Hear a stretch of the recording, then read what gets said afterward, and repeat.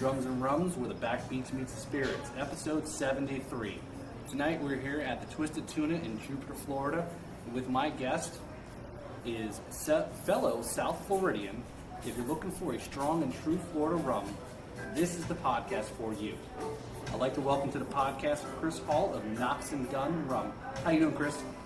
I'm doing great, Paul. Thanks for having me. Yeah, so I'm really glad we got a chance to catch up. As we were talking earlier about, I happened to it caught my eye when I was at the liquor store here and just down the road, and saw the bottle and said it intrigued me. And said, okay, I have something new. Don't know. Let's give it a shot, and I was pleasantly surprised. Well, thanks. We're new to Florida. We launched in April. We started making rum here in Florida a few years ago, and actually, we think Florida rum is an untapped opportunity. We think you can make really great rum here, and we want to bring it to the world. So we spent a couple of years making sure we got everything right, selling it in northern markets, and then in April we brought the rum home. And I'm glad you found it, because we're now in about, I want to say, 30 liquor stores up and down the West Coast, Palm Beach County and Treasure Coast. We're in Miami now. We met at that Miami Rum Show. Yep. And we're working our way west. So, but you can get it anywhere in this. You can order it online. There's two stores, one in Michigan and one in here in Florida, that will send it anywhere to the U.S. So if you're listening from anywhere else other than Florida or Michigan, you can order us online on our website. Right. So check it out. So that's Noxx and A-N-D Dunn, D-U-N-N. NOXXANDDUNN.com. Excellent. So as you mentioned there, we had talked a little bit before the festival and actually met at the festival, and that was the first time you guys were at the Miami Renaissance Festival. How did you think this turned out?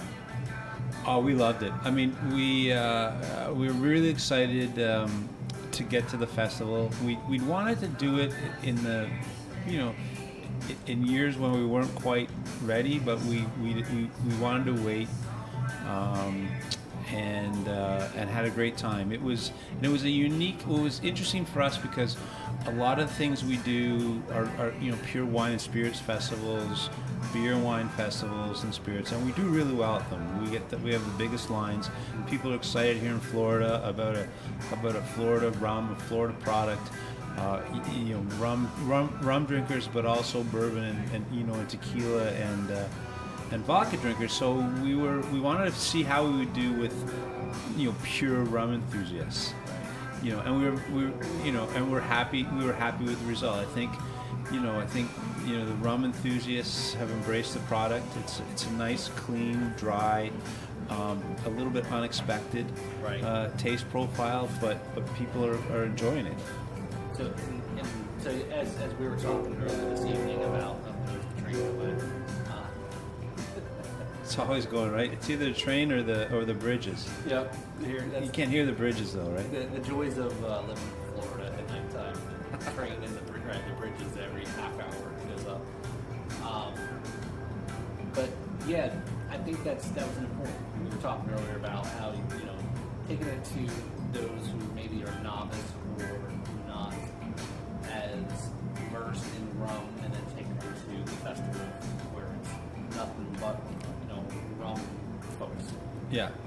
Well, and it's important to us. I mean, we all have, we come from sort of pretty storied rum backgrounds.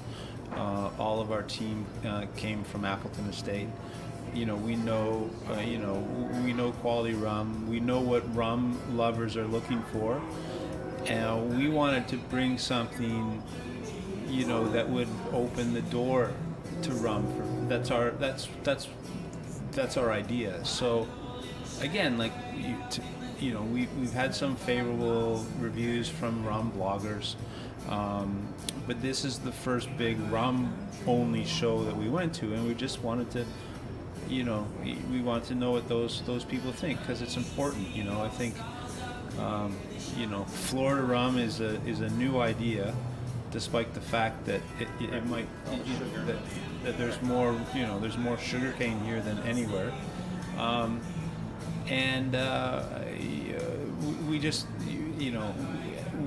we just couldn't be happier. I think between the rum festival and the tiki people that we've met along the way that are starting to embrace it, we've met some great people right here in Jupiter. The folks at Pleasure Tiki have introduced us to a bunch of great people, and the people at the rum festival are amazing, and in fact some people that we've met throughout this whole tiki culture we got to see again at the festival. So we're certainly happy, and we're going to be there again. We want to become a mainstay of that. Right. And that's, I think, I might have this wrong, but I think California's the leading rum consuming state, or I don't know. I don't think it's true. I think, it's California, Florida is one of them. Massachusetts, believe it or not. If you're on the ocean, you're a rum. Right. You're a rum state. Having said that, there's I might mess this up. So if your followers look this up, like Wisconsin is also a big rum state, but California, I think it's just by sheer volume of people. Like if they're just a little bit bigger state than Florida, so I think Florida's probably number 2 rum consuming state. Right. And with good reason, right? Because all the the Caribbean and Cuba, or the Cuban influence. So it's great, I think, with that being said, that there's such a and I know these birds that just happened yesterday, but coming for a while now. Florida made rum. It's really, there's a lot, and it's room for everybody. Yeah, I think again, we're excited because we're making rum here in Florida, all Florida sugarcane, distilled and aged, in Central Florida. And we're telling that story. I think, look, who would have thought 15 years ago you'd be talking about Texas vodka, right? And we think we can sort of carve out the same ground for Florida rum, and there's lots of sugarcane here to do it. Right. So that's that's where, and then and we're and we're looking inward towards this into the state, rather out of the state. We're not relying on sort of Caribbean or old rum tropes. We're creating sort of a new look, a new, which is sort of, I think, the fundamentals of that Rum Renaissance Festival. It's all about a rebirth, or because it is a rebirth of rum. Rum was the big American spirit when America started. A lot of people don't know that, right? There's a storied history of rum. I listened to some of that on one of your podcasts, and it kind of got put aside for a lot of reasons. Right. We're just trying to, from our experience in the rum business with Caribbean rum, with Appleton, and the hurdles that you go through to sort of get people to try like a premium spirit, we thought, what, let's do it this way. Let's talk about Florida, let's talk about America, let's talk about proper aging and blending. And I think that's, as you mentioned, right, rum's been around in the United States many goes way back. Even some of the research is even in the UK about rum is happening that used to be very similar, from my understanding. And I think that Florida-based, made here, it's again, I think some of those things are interesting that it's a homemade product. So you talked a little bit about Appleton. So you used to work for Appleton or ran that. So what do you do? So I worked for my background is advertising. I was in marketing, advertising, branding, and I did branding and marketing and advertising for Appleton for I don't know, like 6 or 8 years, and got to know their business, got to know the struggles, or not, I shouldn't say struggles, because everybody's doing all right. The challenges to sort of give rum, properly made rum. It's light, and I don't like. Several years ago, we got the opportunity to try and do it ourselves. So one of the former blenders, named Michael Delavante, they call him the Rum Doctor. Google it. He was retired, but he wasn't ready to retire. So I like to say he retired to Florida rum, and we were tasting rum about coming up with this project, and this he'd been working with a distillery since the 70s. He built some stills there, so we partnered up with them. And started, bringing, strong and true Florida rum, not mixing, not using, a lot of rum made down here is used in other stuff that you don't even know about, and even some of the rum that you're making down here, it leans away from Florida rather towards it, Caribbean style, because there's a romanticism about the Caribbean. And rightly so, right? Like it's, it is sort of, when you think about rum, you think about Caribbean and South America. Right. We're just trying to sort of, we're just trying to add, the U.S., Florida into the mix. We like to, in some ways we say it's the, like everybody has a cousin in Florida in the Caribbean. And so, this is the cousin in Florida, and it's the cousin to Kentucky, Kentucky bourbon, right. Tennessee whiskey. It's the Florida cousin. So we talked about the rum here is it's aged in American oak barrels. So how long does it age for? Well, we select rums. Shout out to Twisted Tuna and Garrett for letting us be here, because he's the man. This is the. By the way, Twisted Tuna is the nexus of Noxx and Dunn in Florida. This is the first bar that we got in, and now we're in several other ones. So if you're in the area or coming to the area, you got to come here. But back to the aging thing.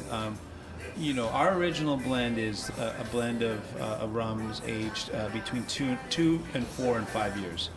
In fact, when we first named the brand, we called it Noxx and Dunn 245 Florida Rum, which, in some of the markets that we were testing things out with, got a little confusing.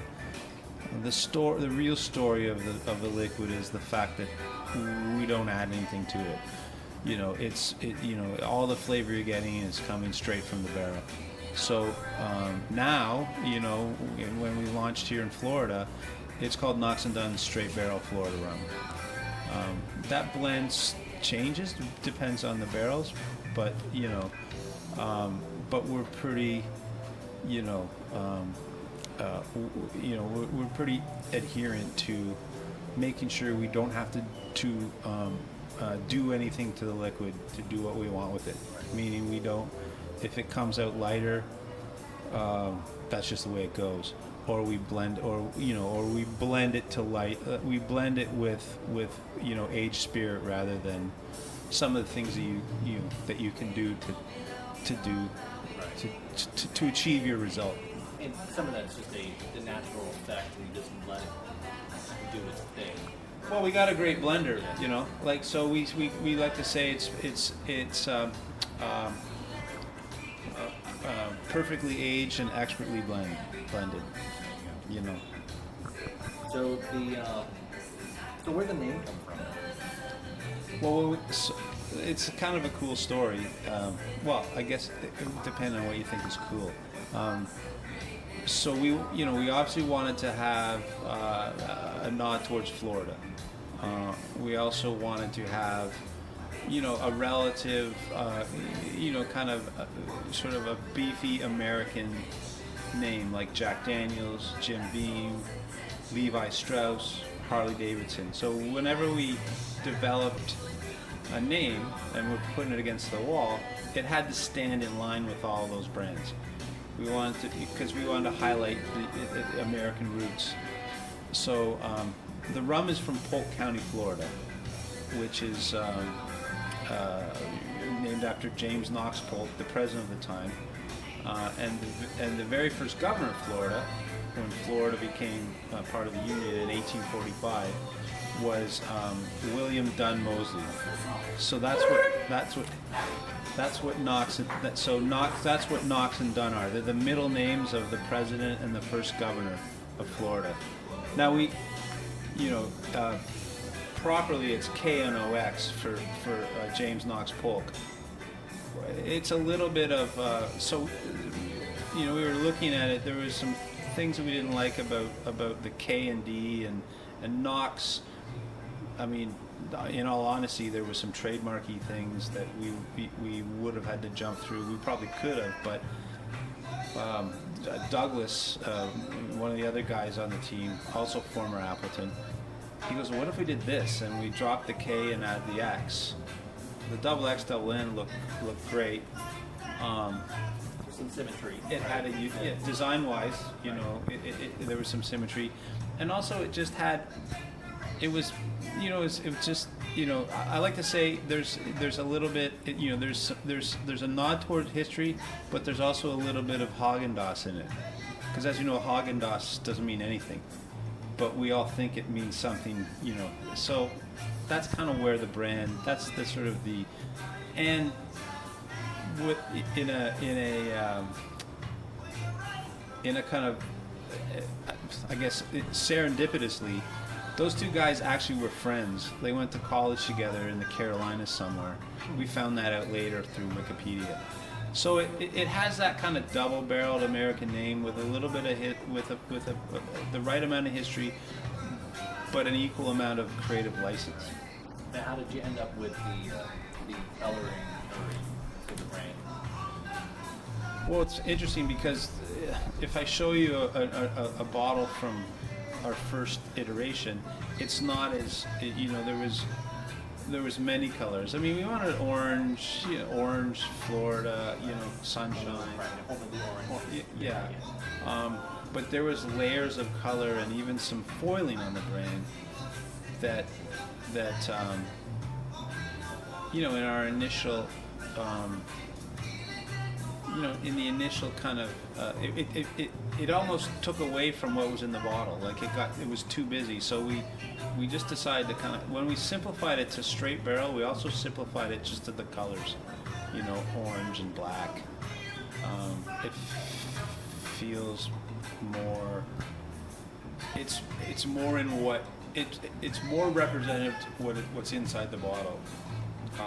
Our old label had one of those tack straps so you could see the cork, and people were actually thinking that it was sweeter. Like some of our kind of market testing was that it wasn't as approachable as as it is now. Okay. Believe it or not. And as I said, it caught my eye. Again, that coloring, the orange on black on the bottle. Walking down the aisle of, it wasn't in a full wine, but still where there was a lot, but still it stood out amongst that many shelves. We're real happy with the way it sits on the shelf.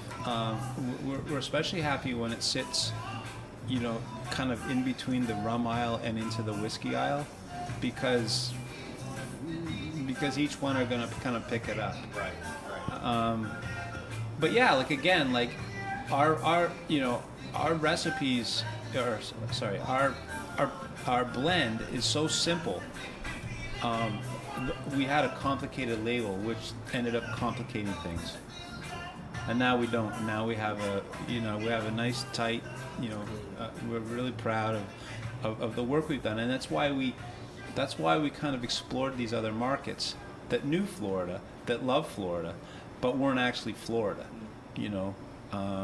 We would tell people like, oh, where can I get this? Can I get this when I go down to Florida? I go, no, you better bring this to Florida with you, because we're not there yet. So, but now we are, and things are great. That's a great approach to places that people visit Florida to go to. Obviously, where you're most folks that visit.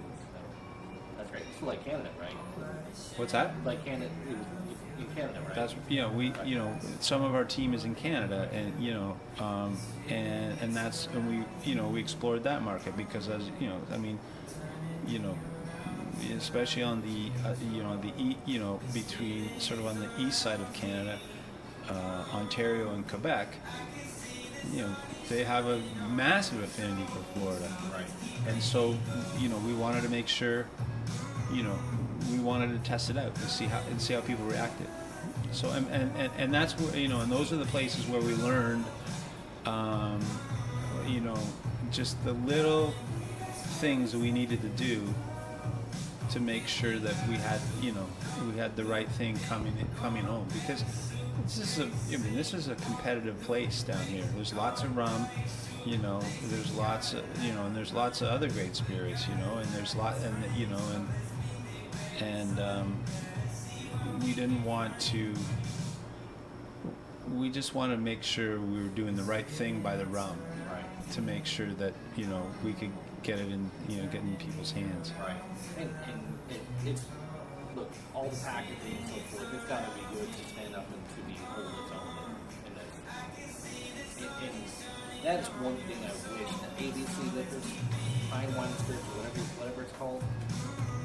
If you are a Florida-based store, you should have a separate section in all the stores that have Florida-based spirits and so forth, to kind of give a little bit of a proper, recognition for Florida craft. Well, I think our goal, is, although we're small and we're new, but we are telling a Florida story. Our goal is to push for that, is to push for the section where all the Florida-based spirits are. And especially the rums, we kind of, we want to, we believe in, we believe in, local, we believe in all boats, all, what's the saying, all tides, all tides rise all boats. So if you can create a Florida kind of exploratory section, and I've noticed in some totals there are that, like they'll have a little, like in the rum section they'll have, Pilar, and they'll have some of the other ones, kind of beside each other. But it's not like the Florida section. It's not. Not like when you go to Publix and on the end of the aisle, there's like a little section of an end cap of like a bunch of Florida stuff, and you're like, oh, okay, I'll check that out. So we'd love to be a part of any of that. I mean, I think what they're doing here at Twisted Tuna is they do that on Monday, tonight actually, because we're on a Monday night. They do a local, like a local highlight, and there's a vodka here called Monkey in Paradise, and so they do and they do like $5 off local presentation. So what, if enough people are kind of doing it, then maybe we'll get somewhere. But that's kind of what we want to do. We really are. We believe in Florida rum. We believe in Florida. I mean, look. I mean, kind of a lot of stuff that's happened. If you go back and look at the way the U.S. kind of happened, it all kind of started and came up from Florida. The first cowboys are from Florida. I didn't know that. The first cowboys were like, the cowboy was in Florida before they were on any of the Western Plains. The first horses came into Florida from the Spanish, you know, the first cows, like, you know, and then they kind of. There's a lot of, you know, you kind of, you know, you look into sort of the history of Florida and the things that happened down here. It's pretty much the history of America. Right. And for me, that's a huge state that a lot of folks don't realize is, you know, connected, you know, Miami and then the edge of Pensacola, it's the whole part of Gulf of Mexico. It is actually a large state in travel-wise. And it's very different to, you know, South Florida, Central Florida, North to the Panhandle, and all sorts of different things. And I didn't even know, I spent some time up in the Panhandle, and I'm mostly knowledgeable in Central Florida area, South Florida, but I didn't know, you know, there's even cotton in part of, Sure. you know, and so it's a wide variety of state that has Palm Beach County. This is the county that we're in is the largest county, I think, east of the Mississippi. It produces so much produce besides just sugar, you know, whether it's oranges, obviously, but there's a lot of other Lettuce, I'm very good friends with a, you know, with a retired a guy in the farming business out in the Glades, you know, and he's, you know, like they're making lettuce, they're making, you know, oranges, obviously, cane, like sugar cane. There's more, you know, 10% of the world's sugar, cane sugar, comes from Florida. Like, you know, it's all, you know, like, so now, you know, it's so it's exciting. Like, we're excited. The reaction, you know, in the short time we've been on the, you know, distributing here in Florida. And we're excited. We're excited to bring this to more and more people, you know, and you know, the fact that you've given me, that we met in the way that we met. I just think it's great. Yeah, no, I think sometimes it's where the right things line up, and I've talked before about how the one things I do say good things about it as far as Facebook is the algorithms seem to pick up on the rum and stumble across, you know, whether it's ads or because you like this or like that. And you know, I've come across a couple other companies in very similar way.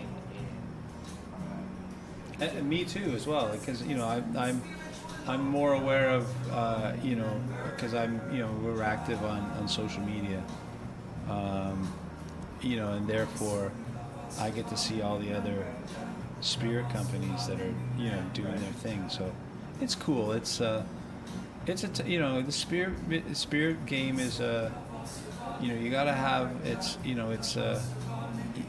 gotta have something. You gotta have a real, you know, a passion, a lot of money, sometimes both, you know.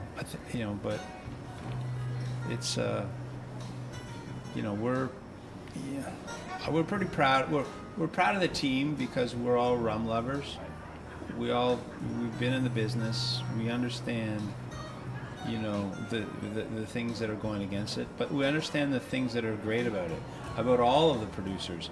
There's a lot of really great rum producers that are getting kind of lumped into, you know, these old rum tropes, right?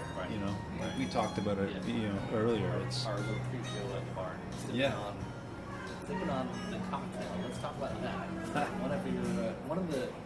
One of the signature cocktails that you guys actually have on the website. So talk about the Sonic. Well, we call it the Sonic, and it's you know, and it's Noxx and Dunn. It's a muddled orange or grapefruit, depending on your taste. They both work amazing. You know, a couple ounces of Noxx and Dunn, and then you kind of fill the rocks glass up with half and half soda water and tonic water. That's where Sonic comes from. You know, SO soda, N Noxx and Dunn, IC tonic, Sonic, and it sounds like a band. So we like it. Like, we like music. You know, we're one of the other great things about being on this podcast is that I love music. You know, as does everybody involved in the brand. The brand wants to be a part of the music business, or you know, we want to be we want to be the if you started a band and you're like making you're making a living with it, we want to be that bottle that's sitting on the amp, that you're drinking, or when you're sitting in the writing room trying to figure out what you're going to play. We want to be part of that growth. So so you grow into when some of the big guys actually start sponsoring you. So the Sonic it's very tasty, it's very clean. You can it's approachable. So if you're I like this, like if somebody's drinking a vodka, or like they're drinking, I like to give them that drink because it'll bring them into the Noxx and Dunn fold. Yeah. Without being too. Yeah, so it's a nice blend. Yeah. The taste profile of Noxx and Dunn is light and oaky and dry. And that's how my I don't have as fancy a palate as some of the other tasters that sort of add other notes into it, but it's clean and dry. It's got a hint of oak. It can stand up on its own, but it can also mix into a great cocktail. So I like to drink it on the rocks. In fact, we call it Noxx and Dunn on the rocks, like 2 X's, ROXX. Even have a T-shirt for that. And but also then I'll make a Sonic, or and that's how if you go to the Twisted Tuna and ask for what the Noxx and Dunn guy drinks, they'll pour you that. There you go. So here, the Jupiter, I don't know, remember the address, but it's just here in Jupiter. There's another Twisted Tuna, but that's not the one we're talking about. Oh yeah, you know what? You're right. It has to be the Jupiter Twisted Tuna. US 1 near Indiantown. So the same place, if you recall last year podcast that we stayed here, which was a little bit crazy hectic, when we were first starting out. It's the same location, same scene of the crime, I guess, is what you called it. Yeah.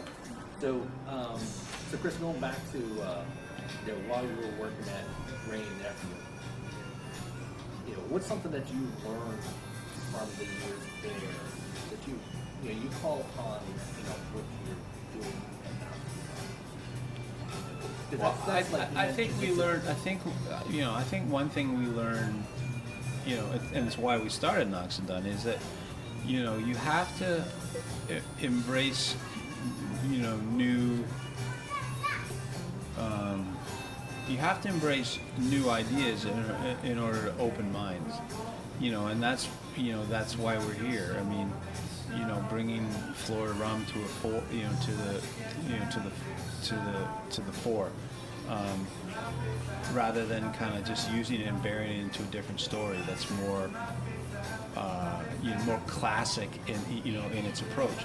Because I think these are the because all these great rum distilleries, and there's lots of them around the world.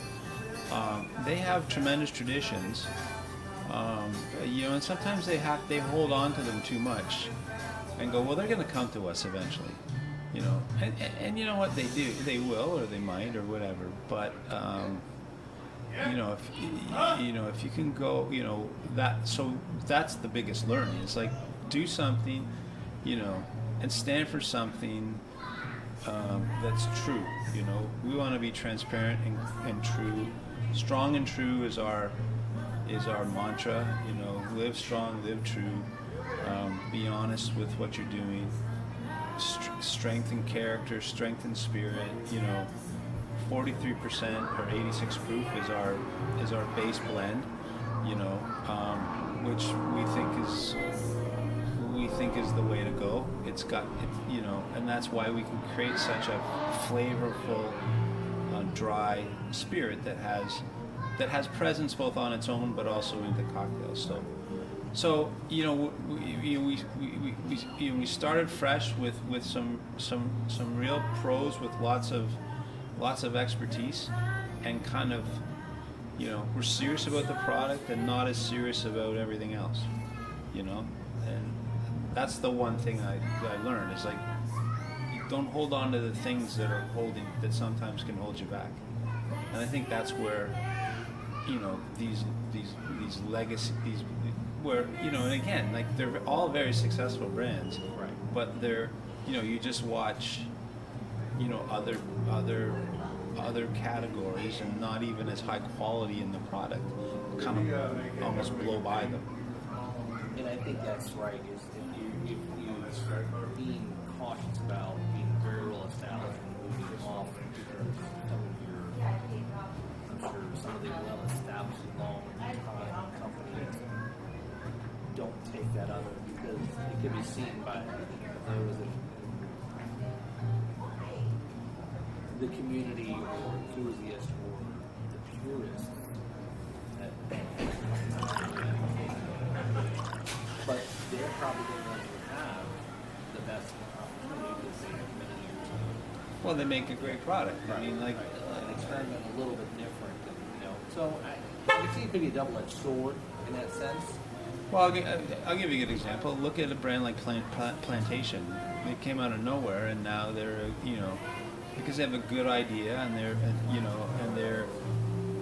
they're doing something a little bit different. They're making these blends from all these different, these Caribbean, places. Right. They have a lot of money behind them because they're from a big company, but like it's so they've looked at things just a little different, and that's what we're doing. Like, I mean, maybe there'll be a Plantation Florida rum soon. Well, Whoops. So there is actually, part of the Florida Rum Society, Yes. and the guys there, Jay, and the guys there, they work with companies and distillers and get barrels that are the Florida Rum Society barrel. But it's so like you said, the Plantation Florida, right? Well, that Plantation brand, right? That big brand. They're relatively new, but those Florida Rum Society guys, they're like I've spoken by. There's kind of a funny story. There's a couple at the festival. Well, so Jay, who I reached out to a while back, and we kind of traded emails, and I wanted to get up there and see him, and it turns out I met his mother and father before I met him, because I was doing a tasting in Stewart, and they said, oh well, our son is he's a big rum blogger. You should, maybe you should get in touch with him. And I said, well, okay, well, what's his name? Or it's called the Florida Rum Society. I go, well, actually, I sent him a bottle a few weeks ago. So and that stuff's great. Like I think it's just, again, like all these enthusiast groups, whether it's a Florida Rum Society or the whole tiki culture thing or your podcast, like doing its thing to sort of bring rum into, rum loving, and then also, get the word out, and then we're trying to do our part by creating a spirit that will bridge, that will welcome people into the rum category from other rums, and even like get them away from some of the blended, or some of the spice rums into the more aged expressions, or get people away from vodka, or people that are going into spirits. I have some neighbors that are, they're kind of in that stage where they're coming from, they've been drinking beer and coolers, and now they want to sort of get a little more sophisticated with spirits, and I've given them Noxx and Dunn, and it's sort of, they might have skipped over vodka to get, what I mean? Like it's Right. just, I mean, there's a reason why vodka is the #1 selling spirit in the world, but rum is a big seller too. But it's the rums that the rums that sell a lot are also, it seems to me, are also the ones that give some of the other rums maybe the bad name. Right. Not a bad name, I shouldn't say that, because I should say that, before I started working for Appleton, my thought of rum was like, well, I drank too much of that when I wasn't old enough, and I'm never going to touch it again. you know, which is unfair to the spirit, right? And so, and that's more than, you know, that was research when we were like, hey, why don't you do this? And when they learn that a good rum can be as good as any good scotch or whiskey or bourbon, you know, taking the right care, then they start to, but that's a big hill to climb, you know. So we thought we'd start with a whole fresh look at it.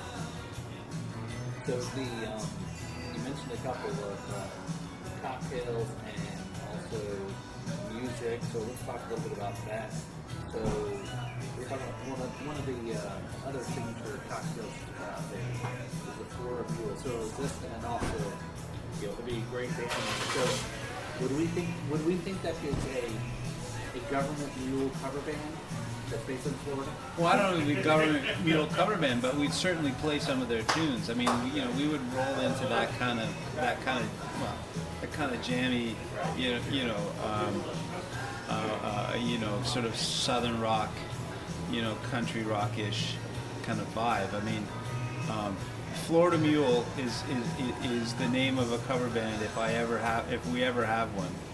All right, let's start one. All right, so Chris is on guitar, I'm on drums. There we go. I'm ready. Maybe I can start it. I'm ready to start it. Honestly, like, you know, we can start practicing. I have a practice space already, so you know, I've got a list of 10 songs already. There we go. That we just need to learn, and they run the gamut.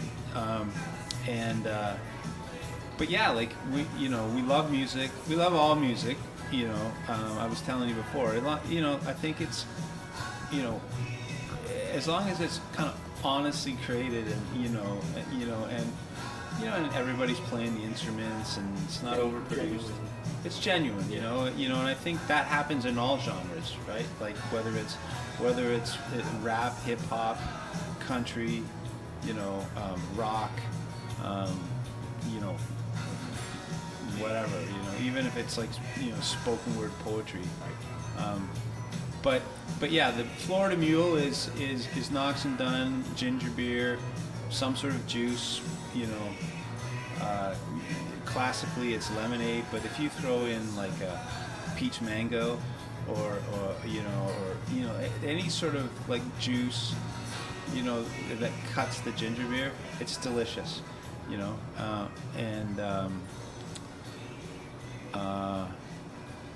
Yeah, like, but the music thing is just, you know, like we try to get involved. You know, there's some bands have, like, I've reached out to some bands around some of the markets that we've been in. There's a cool band. Now I've forgotten the name, so I won't give it a plug. I'm sorry, dudes. But there's a oh, here it is. It's a cool band. One of the guys that we work with is in called Sandman Sleeps. They're a cool local band. They're super good. You know, we want to have, you know, a kind of a slight finger on what's going on. We're in Guanabanas. They're a very music forward space. I've been talking to the guys there about, one of these days we want to produce like a Noxx and Dunn and whatever kind of festival. One of our kind of slogans is Noxx and Dunn and whatever. You know, if it's even on the, it's even on the back of our label. Like, enjoy it, you know, straight up, you know, in your favorite cocktail or with a splash of whatever. It goes with whatever you need it to.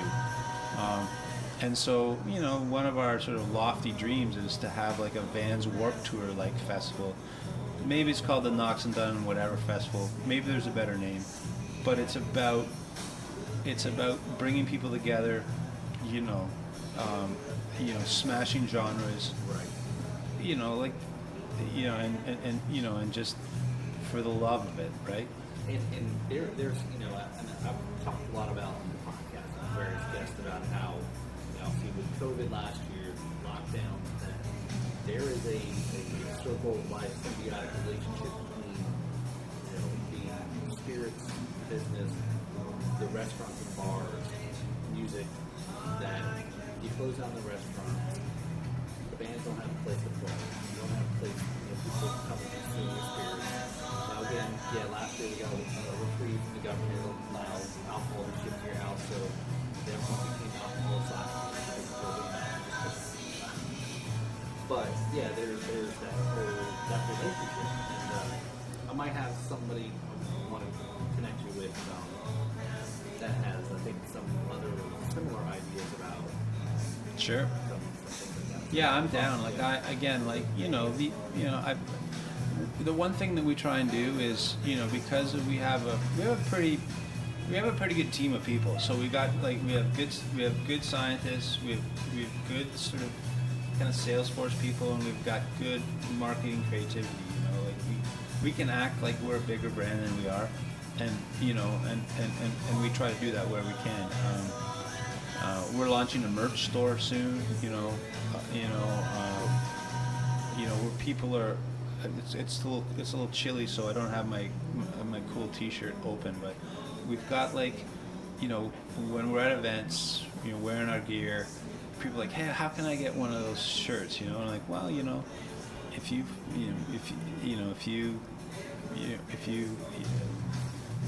find us in the stores and you send me a note, we'll see what we can do. So, and that's the same with the whole band thing. Like I would love nothing more to be have my, I use air quotes, my sales force, a bunch of real great musicians working hard out in the marketplace, promoting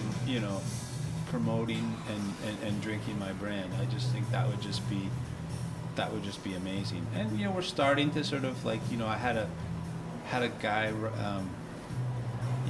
from a market that I and this is what's great about social media, is that a guy reached out to me from a market we're not even in. He goes, hey, I just wrote a song about rum, do you want to do some stuff together? I'm like, sure. And we don't even in most of the stuff that he did, his name's Matt Freeman, and he's he's a Nashville recording artist, but his home is in Pennsylvania, and you can't even we won't be in Pennsylvania for a long time because they're a control state, it's tough, and all that kind of stuff.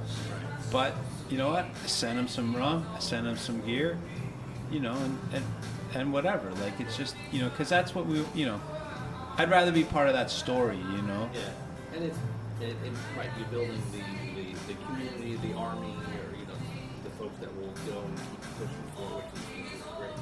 So you're talking about music there. So you're saying that you play a little bit of guitar. How'd you get into playing guitar? Well, when I was a kid, when I was growing up, my parents gave me a guitar for Christmas, very early in my life. Not in my early teens, I think. But it was, it was one of those things where I didn't do anything with it, and then they, the whole lessons thing, and I wasn't sure, so it sat for a while until I met a guy. I had a job as a lifeguard, and he was playing guitar, and I'm like, hey, I got a guitar. Can you show me a couple things? And then he did, and then I picked it up and I played it, and I never played it as, I got good at it, good as a campfire singer, or playing busk. I traveled Europe and I busked a couple times. I played in a couple bars with another guy. We had this kind of it wasn't a band. I've never been in a band. Just me and a guy, and he sung and played bongos, and I played guitar. But I always wanted to be in a band, and I just, and so, now all these years later, I've started maybe I've started a rum business just so maybe I could be in a band. There you go. You never know. It's just I love it. I love music. I love creating things. So when are we going to see the I'm drawing a blank now on his name. Good Lord. Whether it was the Nikki Sixx or how do I drawn a blank on the bass player from Van Halen. Oh my God. Anthony, Michael yeah. Anthony. Yeah, you know the Jack Daniels shaped bourbon bass guitar. So when we see a Noxx and Dunn, you know. Don't laugh. We were messing around with that. Like we were never gonna shape it in the Noxx and Dunn bottle, but we were gonna like. I created a. This is before COVID. I created. I wanted to give it out to bars that played live music. It was the Noxx and Dunn shot guitar.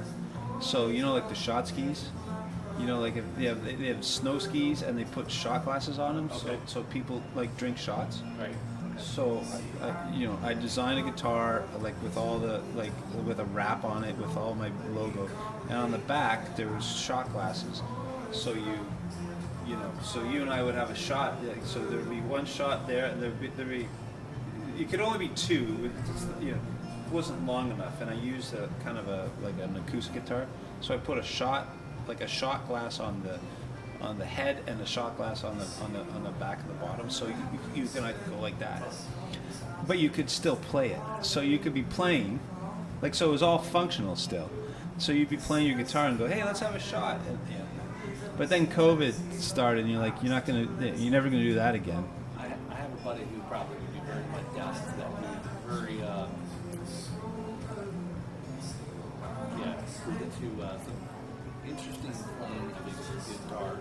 I was telling you earlier that we played a show at an original music festival in Daytona Beach, and we played one show, and he had a wireless rig set up. He was the lead guitar player, and he likes to slide guitar on anything, bottles and so forth. And he was walking around, found a foldable chair, stopped, picked up the chair, folded it up, and was playing slide guitar with a folded chair. So, yeah, maybe I'll have to get on meet. But we do want to, like, we were gonna kind of wrap a guitar or make a brand of guitar and right. Give it away to but then we wanted to sort of well, maybe the bottle shaped one. I mean, you never know. I mean, we you know what? I just think we just want to do. We're so open. We're so open to do everything. We're so we love. We love what Florida Rum can do. We love our brand. We love our story, and we love the people that we're meeting along the way. So if we can do stuff, so we can all have fun together, and make a little music, and make a little, that we're down. It's an open mic Wednesday night here at Twisted.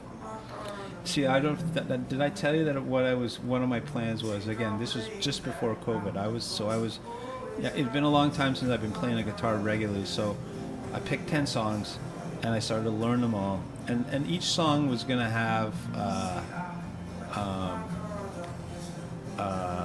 like a reference to another spirit, and then I was going to replace that line with Noxx and Dunn. Like, I'll give you an example. I figured out how to do it, and it sounded okay, that Eric Church song about Jack Daniels, but I changed it to Noxx and Dunn. That one was a little, but there's some other, there's some other ones. Now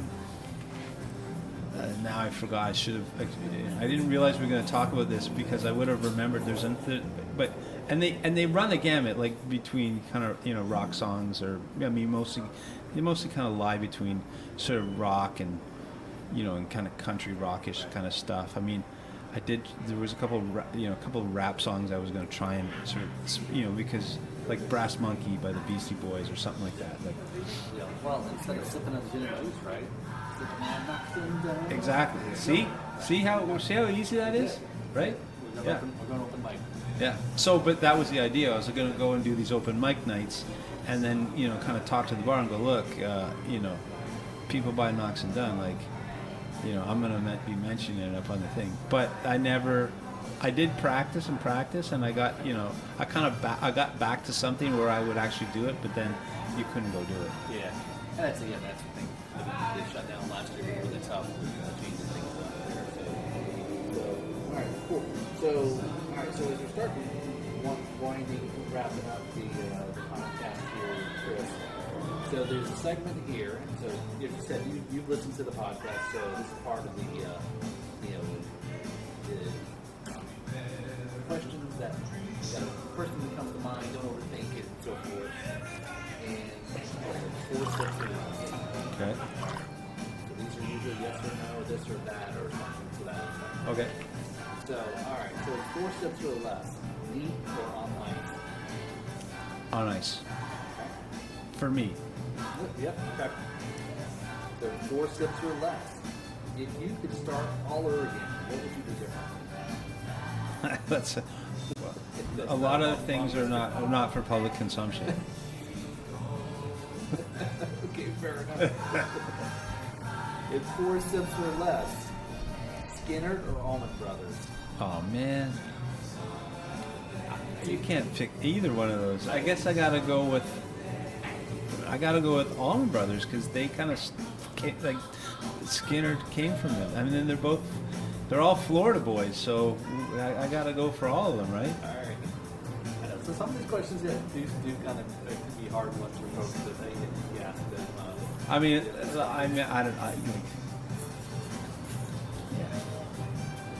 You know what? I guess I got to go with Skinner. I mean, I don't know. There's, And they do. because and I'll tell you a couple of reasons. My wife's favorite song is Freebird, and our dog is named Alabama from Sweet Home Alabama. So, All right, well, there you go. I think that answers that. but I love Allman Brothers. Yeah, they've got. Well, Skinner just won whatever form of Skinner. They just played in Daytona last weekend at the Rockville Conference. Yeah. Which was an interesting bit of band. You know, I saw Skinner play a few years ago. Jacksonville? No, up north, and ZZ Top opened for them, Oh, wow. and they blew the joint out. In fact, Skinner didn't feel Yeah. because you got ZZ Top, right? Like they're opening up for Leonard Skinner, and it's actually the same guys that The original. put everything Right. down on the tracks. Right. And then Leonard Skinner came out, and you're like, I don't know, like it's great, it sounds like it, but It's not. Yeah. Right. So, all right. So since you said you play guitar, so I don't know. We'll see.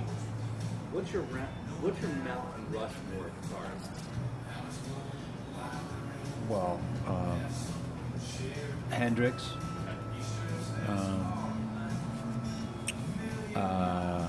Clapton, Eddie Van Halen, and then I'm going to throw a curve for you is Neil Young. Those are my guys. I mean, I love Van Halen, and yeah, I think Hendrix just because you kind of have to. He just gets a spot. Like It was very doing things that nobody had done at the time, and virtuosos. Clapton, he was very much trained in, I guess, the story of when Jimi Hendrix blew him off the stage, the story there. well, he was jealous of Jimi Hendrix, right? I heard a great. I don't know if you listened. I heard a great interview with Paul McCartney, and he talked about all those guys, right? Like Clapton playing on a Beatles record. The guy's like, what did you need Clapton for? He goes, oh, we were all mates, and we were all, into it. And you're like, what? That's amazing, and so, and then he actually told a cool story about Neil Young, how he was talking to Neil Young about a lyric he had in one of their more famous songs, and it was a bad, and John talked him out. He goes, "That's a shitty lyric. Like, let's change it. We were just that one. You're just 17. You know what I mean? Like, that wasn't the original lyric." He told that story to Neil Young, and what did Neil Young do? He went out and played that song with that lyric. The only guy that ever sung the original Paul lyric. Yeah. I mean, I love Neil Young. I'm originally from Canada. And so. And as is Neil, and it's just, so that's why he's, and his guitaring is underrated, and especially in his kind of jamming and you know, and his, you know, and his alternate tuning, and it's like you try and play. Like, I'm not a good guitar player. Like, you know, I'm a strummer and a singer. But you try and play some of the stuff that he's playing when he's like with Crazy Horse and he's jamming away that stuff. You can't, you can't figure that out. And I hear he used to, with Crazy Horse, he used to make everybody change instruments. Like, he'd go, okay, you know, he'd be a bass player. You're playing guitar tonight. You're playing, like, that's, yeah. So, for his creativity, that's why. That's a good list. Some I would have thought that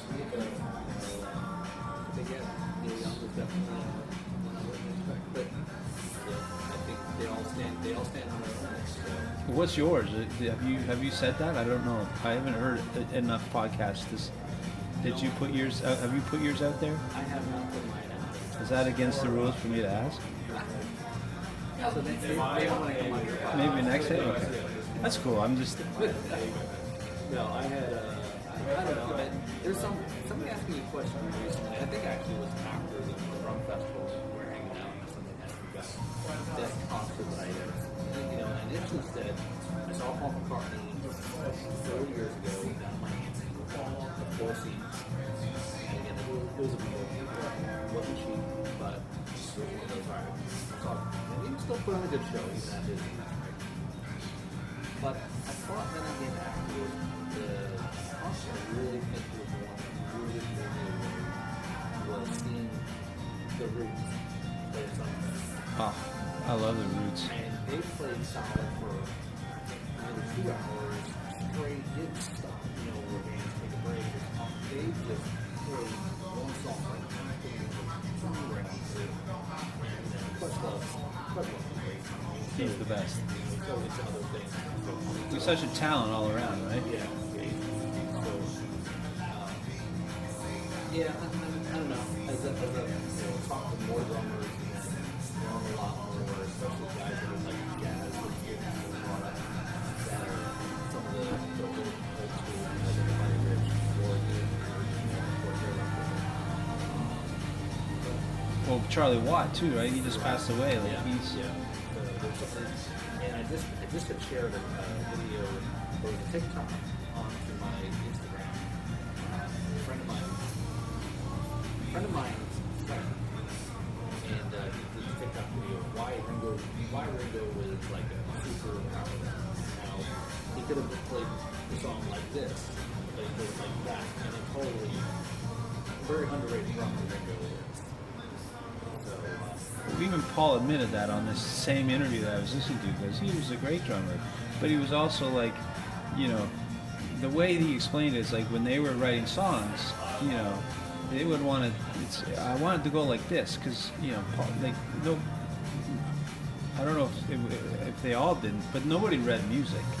Like they weren't like they were going to chart it out for them and go do this, right? Yeah, and so he would go, if you go here, let me show you, and he'd sit down and Ringo, well, mate, why don't you just play it? Like, and that's kind of how they rolled, you know. And so when you hear all these stories about, wow, you know, Ringo never played on this and this and this, it's kind of BS. Like he's a great drummer, like, you know. Didn't he kind of invent that whole backbeat thing, like the whole thing, you know, that everybody in you know, Manchester started copying like all those years later? Like, isn't that kind of Ringo's deal? Right. So there was, well, actually, Paul McCartney during the lockdown, I think in the last year came out with it, where everyone who's probably like some type of creativity, he did a whole album by himself. He played every instrument for the drums. And again, maybe not even super complicated, but he played what he heard and what he felt, which is great to your point. If you're a soloist, you can do all your things yourself. It's very musically talented to do that. Right. That's great because you know exactly what you want. It's almost like very much like Prince. People talk I about was just gonna say Prince. He's a great drummer in his own right. Yeah, he did it all, and especially the Rock and Roll Hall of Fame. I guess I should have put Prince in there as a guitar player too. Like, Yeah, you know. yeah. See, now you start to, you know, maybe Neil Young was my only curveball. Everything else was pretty like staid and you know. And now that I think about it, I'm like, yeah, you know, maybe if I were cooler, you know, I'd have said Prince, you know, maybe, you know, I don't know. Some other unknown but yet known kind of guitar player, right? So, but all right, well, Chris, you know, in closing here, so what do you want? Here's the part where, you know, the promoting part, the plug. What do you got for people to check out? Well, you know, head over to our Instagram page. You know, I think that's kind of the gate. We have a website. It's a great website, but as we know, Instagram is kind of the easy intro to the brand. You can get to all the places from there. You know, if you start following us on Instagram, we're actually doing a promotion right now with one of our. We have here in Florida, you can win some merch. If you follow one of the, we have so just get to Instagram and find the brand, NOXXANDDUNN. Unfortunately, you can't use the ampersand, you know, online, so we had to spell out and, but it's Noxx and Dunn. You know, if you don't see us in a store, ask for us. We have a link on our website too, where you can say, look, I live here. Here's the store I'm in. Here's the store I go to, you know, and we'll go find that store and we'll try and get our brand in there. That's our kind of grassroots attempt at kind of getting out there. And so, you know, if you're in Florida, listening here, those are the ways. But if you're not, if you're listening somewhere else in the U.S., there's a couple places that'll ship to you. You know, if you want to discover the brand, and just, you know, give us a try. Look out for us. You know, we'll be here. We'll be tasting as much as we can. We're gonna, you know, we're just, you know, and if you have an event, you know, please, you know, reach out to us. We want to go to events. So again, it's, you know, mostly here in Florida. We're in Michigan. So if you're listening in Michigan and you have an interesting event, you know, those are the two big states that we have the most presence in retail. We're in Indiana as well. So if you're listening in Indiana, and Kentucky in a small way. Both of those are in kind of smallish ways. We're just trying them out. We have a small distributor there. So just reach out. You know, I'm usually the one that will answer. So, you know, and I'm one of the guys that started this thing up.